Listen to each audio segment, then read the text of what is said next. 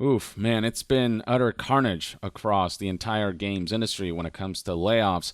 Amidst this economic recession, we have been seeing more and more corporations prioritize their profit margins over the lives of the human beings who depend on their jobs. And among the most severe cases of this is Microsoft recently having laid off 10,000 employees. Remember how big of a deal it was when 4 years ago Activision Blizzard laid off roughly 800 people amidst record revenue year? Well, that pales in comparison to Microsoft's mass layoff. Reported yesterday on January 18th, the bullet points here read, Microsoft said it's letting go of 10,000 employees as the software maker braces for slower revenue growth, and in October, Microsoft called for the slowest quarterly growth since 2016. Divisions all across Microsoft were impacted by this latest round of layoffs, and chief among them were some of the gaming divisions under Microsoft's umbrella. As Jason Schreier reported here, Microsoft is laying off 10,000 people today, including in its gaming divisions such as Xbox and Bethesda. This mass layoff arrives exactly 1 year after Microsoft announced plans to purchase Activision Blizzard for $69 billion. Further details can be found in the article itself titled Microsoft Cuts Include Game Divisions Behind Halo and Starfield, and scrolling down it is detailed that some people at Bethesda Game Studios as well as 343 Industries were affected by the layoffs, according to people familiar with the matter. And for today's video, I specifically want to focus on 343 Industries because this is a studio that was hit especially hard by the layoffs, and it's raising some concerns about the future of the Halo franchise. It's not just more junior staff who are affected by this. Some of the people who lost their jobs were veterans who had been with Xbox for more than a decade. To address this unfortunate situation, here's what 343 Industries studio head Pierre Hint said to employees and to staff via email, as reported here by Bloomberg. He told staff that the company made the difficult decision to restructure elements of our team, which means some roles are being eliminated. Now, with how hard 343 in particular was hit by the layoffs, that left many within the studio wondering, what does this mean for the future of Halo Infinite? And apparently what employees were told is that the studio would continue supporting Halo Infinite's multiplayer and live service elements. It's a shame that this is happening during a time when Halo Infinite seems to be back on the rise with the launch of the Forge mode, through which we've seen tons of amazing user-created content populate the game, and that has re-engaged people back into Halo Infinite after a tumultuous launch period. It sucks that this is happening just as Halo Infinite seems to be catching some momentum again.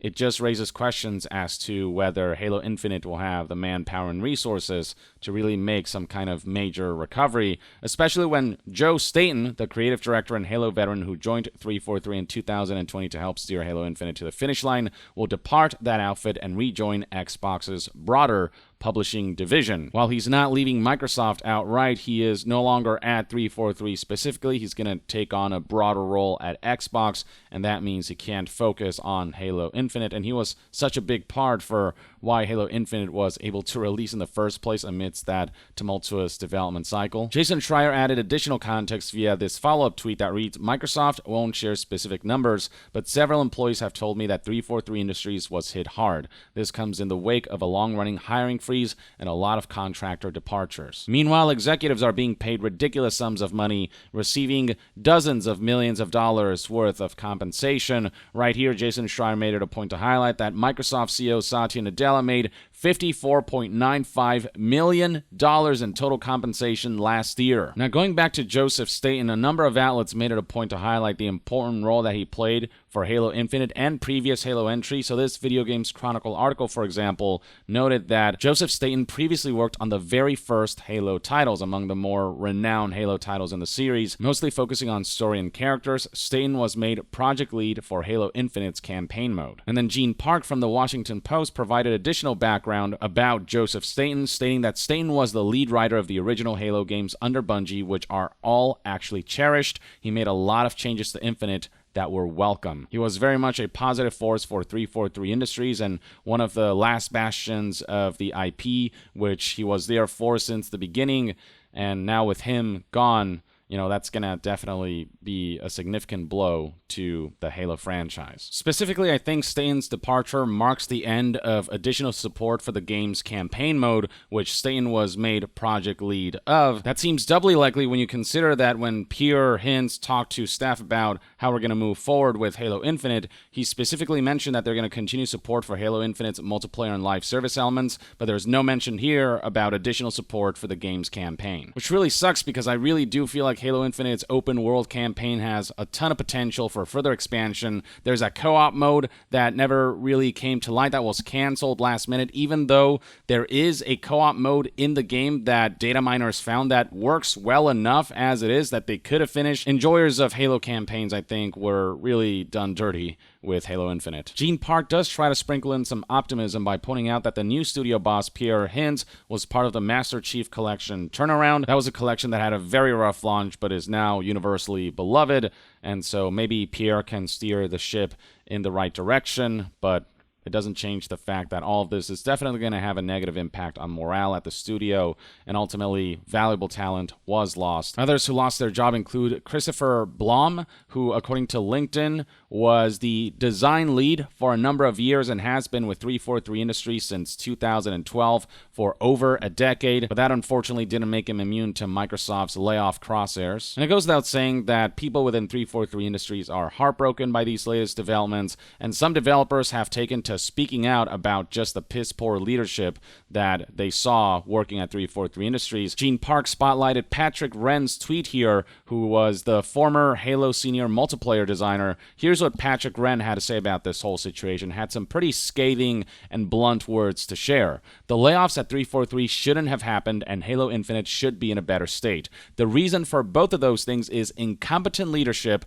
up top during Halo Infinite development, causing massive stress on those working hard to make Halo the best it can be. Poor leadership ultimately being responsible for the failure of a major project should come as no surprise, even though the tendency for corporations is to try to shift the blame and onus of a project's failure to employees and staff who did their best and worked the hardest they could under the piss-poor conditions that they were given.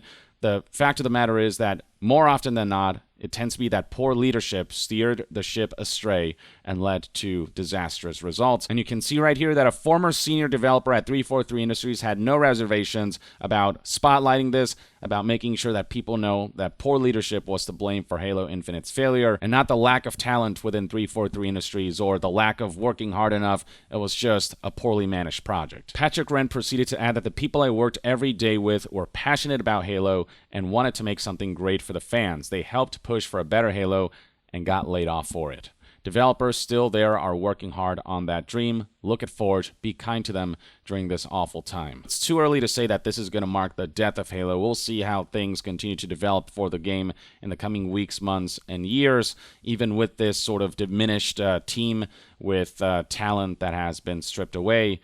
But certainly this is not going to be positively impactful. And apparently Patrick Wren is not alone in having these sentiments. Jason Schreier reports via this tweet that the strong public words mirror what he's heard from many other Halo developers. Other problems, as we have reported, included the tools and a heavy reliance on contractors who had to be let go after 18 months. An aspect that Patrick Wren also complains about when another former developer who worked on Halo Infinite tweeted, "Don't forget the heavy reliance on contractors/vendors and that messed up system. Though I know that's more Microsoft, I would have loved to stay on the team if I could have and worked my way up. Still one of my favorite jobs I have been at." Patrick Wren responded with, "Oh man, the contract stuff is a whole other can of worms that pisses me off. So many amazing people and talent that just disappeared." Former developer for Halo Infinite, Nick, has no problem calling out Microsoft specifically, and below you'll find that a number of developers have responded by agreeing, saying, "Yup." Another developer who's not afraid to call out Microsoft is Tyler Owens here, who worked at 343 Industries during the Halo 5 era. He said, "As a Halo fan, I'm really tired of Microsoft business practices and policies slowly killing the thing I love. Between the contracting policies they abuse for tax incentives and layoffs in the face of gigantic profit/executive bonuses, they set up Halo for failure." Many developers are just getting fed up with corporate bullshit. Tyler Owens straight up just says, "I really don't care if I should be saying this or not publicly anymore. Screw it. I'm done just kind of being silent and watching all of this unfold and not being able to say anything about it. Developers are becoming less and less afraid to speak out, especially after how in recent years, after developers spoke out, tangible changes have happened. We've seen more unionization happen, so on and so forth. Now, there are those at 343 Industries who've been lucky enough to dodge the Microsoft bullet. Alex Wakeford here, who is a community writer at 343 Industries, tweeted, "Appreciate the concerned messages I've been receiving. I'm still at 343, but many incredible people are not. People who I was in work calls with, as usual, not knowing it was their last one before the news hit. Those folks have contributed more to Halo than many will ever know." Now, this Twitter user I don't believe is related to Halo or 343. He's an official artist for Magic and Dungeons and Dragons and whatnot, but he did comment on the recent situation saying that Microsoft laying off 10,000 people while investing $10 billion in OpenAI is a major road sign for where we are headed. With Microsoft's investment in AI also being something that Bloomberg briefly highlighted in their article covering the layoffs, Microsoft said that despite the mass layoffs, they still plan to hire people in strategic, competitive areas such as artificial intelligence. The goal being to make the workforce leaner by having artificial intelligence software take over what human beings can do. Here's a 2D artist who responded to Tyler Walpole's tweet about the recent layoffs by noting how scary it is the way Microsoft is investing so much in AI. Microsoft diving headfirst into the AI game is scary as hell to look at. They've already implemented an AI generator in their graphic design software, and it almost made me not want to use Windows anymore from the rage I felt. Tyler responded by speculating that AI is going to replace most white-collar jobs in very short order. It seems that's certainly a possibility. That's certainly a future that corporations would welcome. The more automated things can be, the less people they have to hire, the less they have to deal with human beings and their desire to be treated as human beings rather than as tools to be discarded and exploited. The less corporations have to spend and the more control they can exert over the way their company runs. And keep in mind that as far as 343 specifically is concerned, this also comes after a number of major senior departures. As Video Games Chronicle reported in a series of articles back in December of 2022, Halo Infinite's multiplayer director Tom French quit 343.